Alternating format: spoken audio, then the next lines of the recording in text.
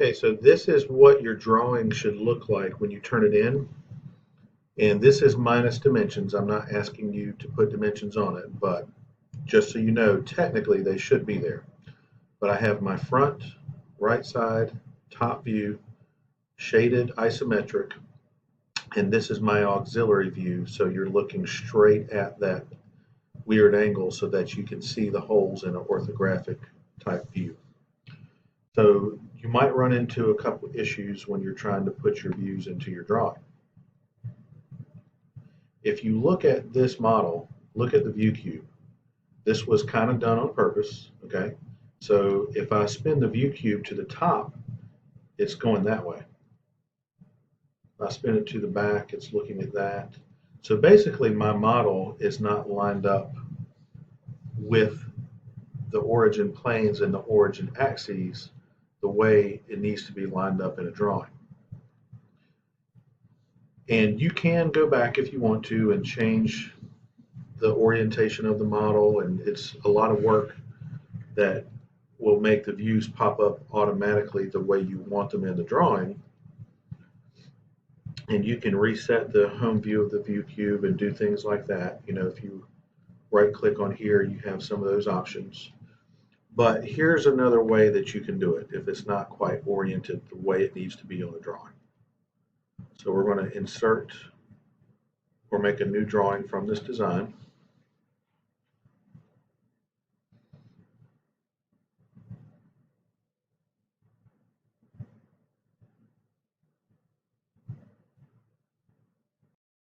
Okay. With using the default size paper, a better scale is 1 to 1.5. That works pretty well. So right now I'm looking at it from the bottom, and that's not what I want. I can change the orientation from here. So I can put in that first view. Technically, I'm looking at it from the top, okay, but in my drawing, this is going to be my front view. Okay, got my scale. I want visible and hidden edges. I'm good with that. So now I need to project my other views. Select the parent view. And now with the orientation of that, all my other views are going to line up the way they should. But in case they didn't, you can project all these views like this and then pick the correct views, put them in the correct places.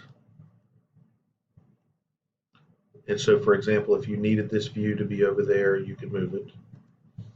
But now I'm going to delete it, just hitting the delete key. And your isometric view should be shaded, so it looks like a 3D view. If I double click that, I can edit the drawing view. I'm going to make it shaded. The rest of these views are okay because I want to be able to see the hidden features. Okay, I can see all the hidden features. And now I need that auxiliary view looking straight at this face. So auxiliary view is actually under section view, so kind of counterintuitive. But first I'm going to click and select the parent view, and I want to look at that angled face, and so I'm going to hover right here. Hover but don't click. Now you can see it kind of pulls this line up here. Now I'm going to go down here, hover, you see that green square going around the endpoint? Hover but don't click. Then drag it down here and click. Okay. Now click the check mark, and I can project that view out to right there. And I'm going to click OK. And that's a little bit kind of crowded, so I'm going to take these views and just adjust them just a little bit, because you would want to have room to put dimensions on your drawing. And this is a little bit crowded right here, so just to make it look better, we're going to move it the wrong way, undo. All right, let's get it.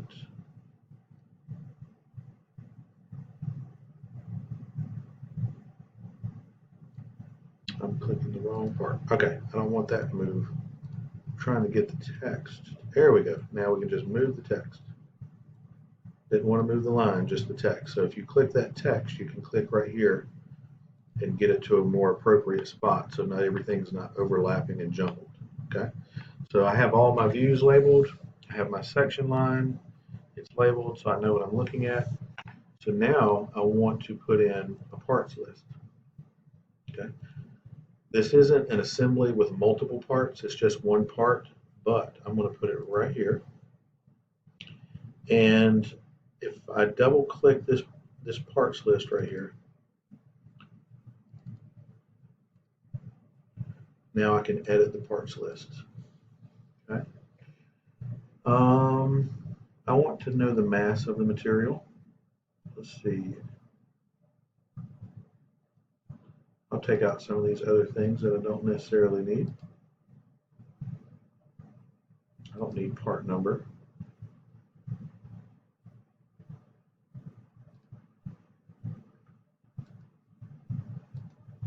Since I only have one item, there's no need to have a list of items, so I'll just have, really I just need material and mass, that's fine.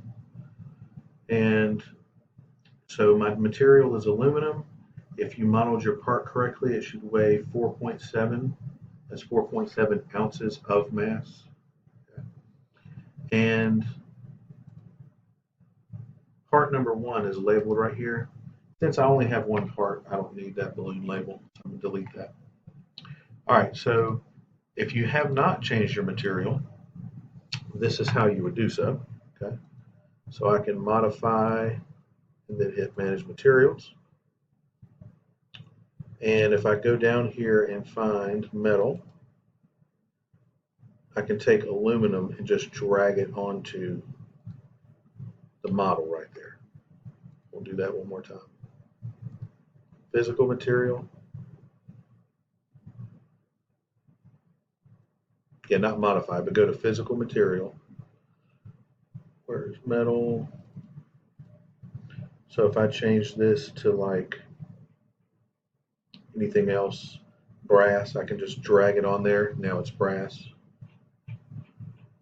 But yours, just take the first aluminum in the list and just drag it on there like that. Now it's aluminum. And if you change the materials, it'll automatically update over here in your drawing. So if you screenshot your drawing, screenshot it from corner to corner, or you can output it to a PDF file and upload your PDF, but also upload a screenshot of your parametric table.